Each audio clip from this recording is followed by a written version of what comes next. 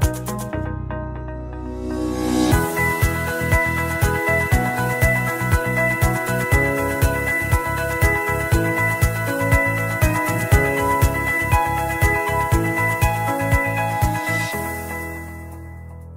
milliards, c'est la baisse estimée des recettes des collectivités locales, toutes catégories confondues, en 2020 selon le rapport du député Jean-René Cazeneuve après le premier confinement.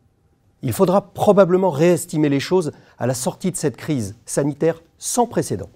Les collectivités peuvent-elles supporter ce choc, elles qui ont toujours fait preuve de résilience pour surmonter les baisses des dotations de l'État, la suppression de leur fiscalité, les transferts de compétences, la modification du découpage territorial et ses conséquences.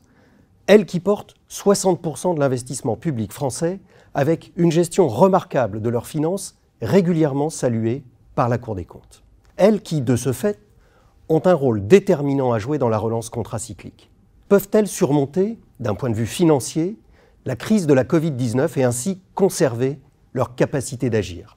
À l'AFL, l'outil de financement que les collectivités ont créé, dont elles sont les uniques actionnaires, nous avons mené une étude sur la santé financière des collectivités de 2014 à 2020.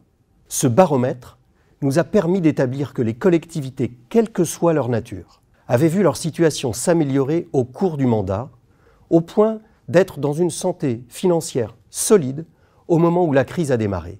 C'est un point capital et une différence importante avec l'État.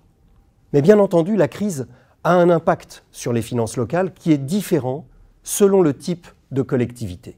Les zones touristiques ont fait face à une baisse très importante de leurs recettes, par exemple. C'est la raison pour laquelle l'AFL a ouvert, dès le mois d'avril, une enveloppe d'1,5 milliard de prêts sur 12 mois pour accompagner ces collectivités membres dans la relance de l'investissement public local. Quel va être l'impact du second confinement? Quelles sont les prévisions en termes d'investissement pour 2021 et pour les années à venir? Peut-on compter sur les banques pour accompagner les collectivités à l'avenir? Venez en discuter et en débattre avec nous.